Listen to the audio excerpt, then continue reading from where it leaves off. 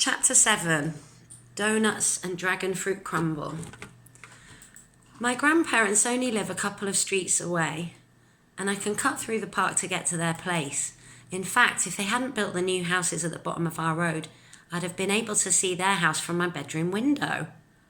The reason they live quite so close is because when I was younger, I had this hole in my heart, which sounds pretty weird. I know, what does that even look like? I always imagined being able to stare through it like my heart was a donut, but it wasn't actually like that.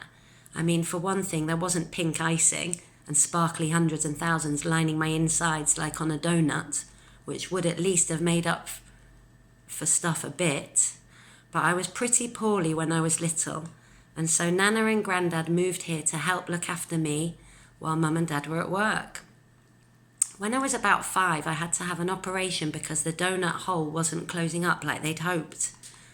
When I heard the word operation, I thought it would be like that game where you have to fish things out with tweezers, and I couldn't stop worrying that I'd make this horrible buzzing noise and startle the doctor so much he'd fling my heart across the room. But he reassured me that he'd played that game for years and never been buzzed, not once, so I let him do the operation for real. And he did a good job. But Mum and Dad still won't accept that it's mended now and I'm better. They still think I'm fragile and would like to put me in one of those giant plastic balls you can bounce around in at fairs to keep me safe. It's a good job Grandad's here. He's a firm believer in letting kids be kids. He says I need to be allowed to find stuff out for myself, even if it sometimes means that I get a few bumps and scrapes. Like the time when I showed him my design for roller skates after Mum and Dad refused to get me some. It involved a lot of blue tack, sellotape and biros, but he let me build them anyway. It wasn't a total success, but I did learn how much the floor hurts when you hit it with your face, which in itself is an important lesson, so Grandad said. So, like I say, I'm totally fine now, apart from being a teeny bit on the teeny side. And the doctor said I'll probably shoot up like a bean one day, but I'm still waiting for that.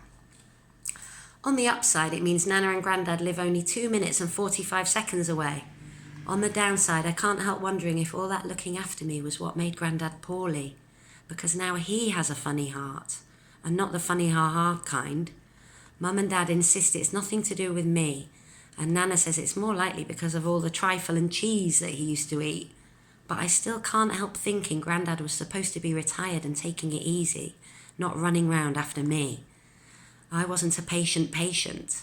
I didn't like being poorly, and sometimes when I watched my friends all playing footy and I wasn't allowed, I used to get really cross. I even remember shouting at Grandad and hiding from him on purpose, so he had to hunt for me for ages, which can't have been very nice or restful.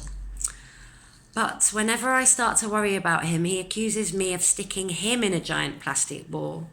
So even though there'll always be this little raw bit deep down in my belly whenever I think of that, I keep it to myself.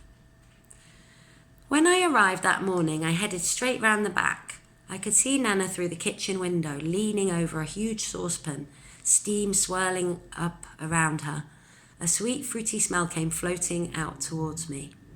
I gave her a wave and hurried down the garden, across the neat lawn, through the little group of apple and pear trees with their low crooked branches, and on past the abandoned beehives, which Grandad is always promising to clean up but never has. And then I saw him in the far corner, spade poised, ready to tear up the roots of the dragon fruit tree.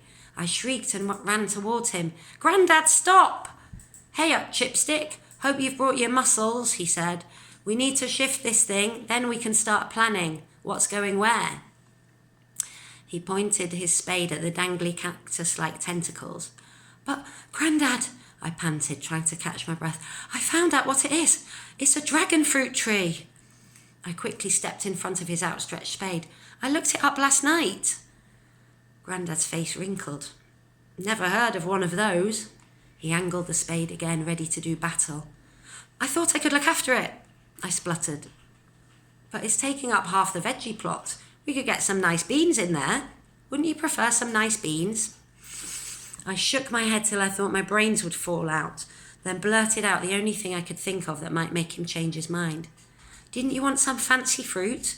Didn't you want to try dragon fruit jam? You don't get many dragon fruit jam tarts, do you? Grandad rested on his spade and peered across at me. He was giving me his, "What are you up to?" look. Then he wrinkled and said, "Best tell Nana to prepare some dragon fruit crumble then as well, hey?" He turned away and began battling with a bramble. I breathed a sigh of relief. Pulling open my pocket, I stared down at the little dragon curled inside. His bright diamond eyes twinkled back up at me.